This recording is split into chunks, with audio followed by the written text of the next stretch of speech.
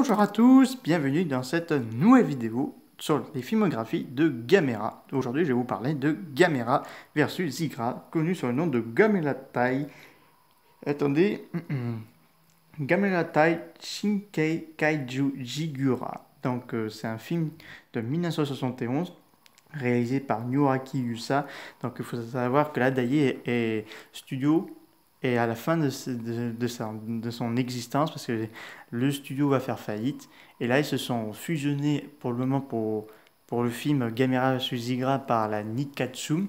Donc, pour essayer de sortir au moins ce film-là, pour espérer que ça puisse rentrer dans le, dans le box-office japonais. Donc là, ils ont réfléchi pour un nouveau film pour pas que ce soit un peu comme le Gamera vs Gisrai.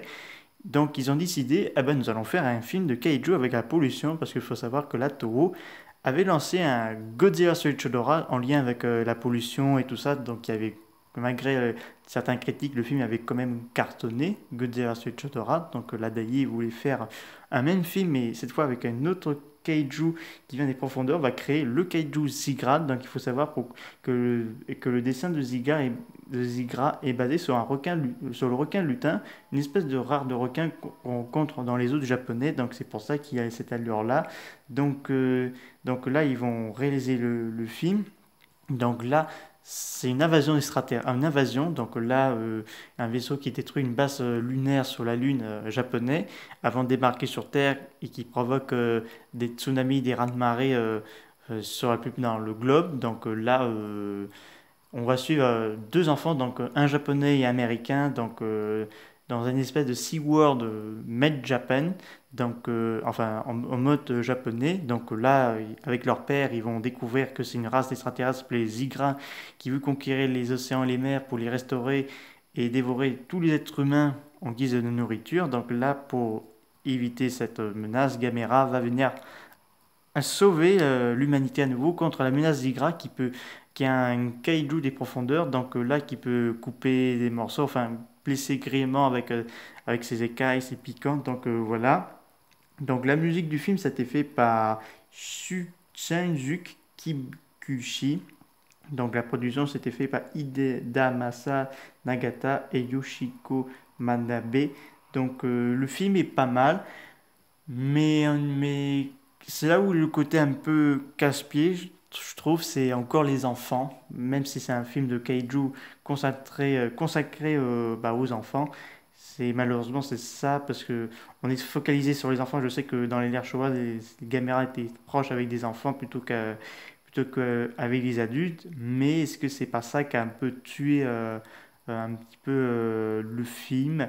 Je pense pas, parce que ça se met beaucoup de temps, donc voilà. Et Gamera, on voit que Gamera, le personnage de Gamera a beaucoup transformé en espèce de Casimir géant. Donc on voit qu'il fait sur le dos de Zigra quand il a piégé, il fait sa musique dessus et ce sera réutilisé dans Gamera 80 en mode remix. Donc voilà. Zigra, c'est un kaiju assez intéressant comme Echodora. Donc c'est un kaiju qui tente de réduire de combattre la pollution des océans et tout ça. Donc il y a quand même un petit message au niveau de la pollution et tout ça, comme ça a été fait dans Godzilla vs Chodora. Donc voilà, c'est quand même un bon film. C'est, et, et voilà, ça a un bon divertissement si vous êtes fan d'aventure maritime, un peu comme les 20 milieux sur les mers, mais version kaiju. Donc, voilà, donc le film est sorti au Japon. Et là, malheureusement, le film n'atteint pas le gros somme tant attendu. Donc, du coup, bah, l'ADI ferme les portes parce que il était prévu de faire une suite. Enfin, pas une suite de ce film, mais un autre film Gamera, c'était prévu, c'était Gamera versus Garasfa, donc Gamera contre le serpent venimeux et géant, qui devait sortir en 1972, donc un an après, mais le studio ferme les portes, et donc voilà, Gamera va être laissé de côté et abandonné pendant plusieurs années, laissant champ libre à Godzilla à reprendre le cinéma, et enfin d'être le seul kaiju au cinéma dans Godzilla vs Gigan, Godzilla vs Megalon, Godzilla vs Mechagodzilla et Terror of Mechagodzilla.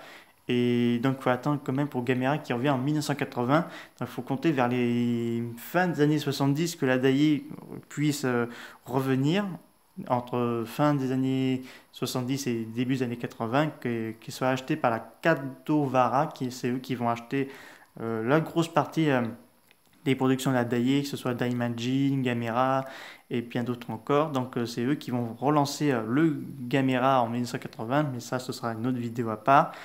Et donc franchement, allez-y, vous pouvez regarder ce Gamera versus Igra. C'est pas mal, c'est un bon divertissement.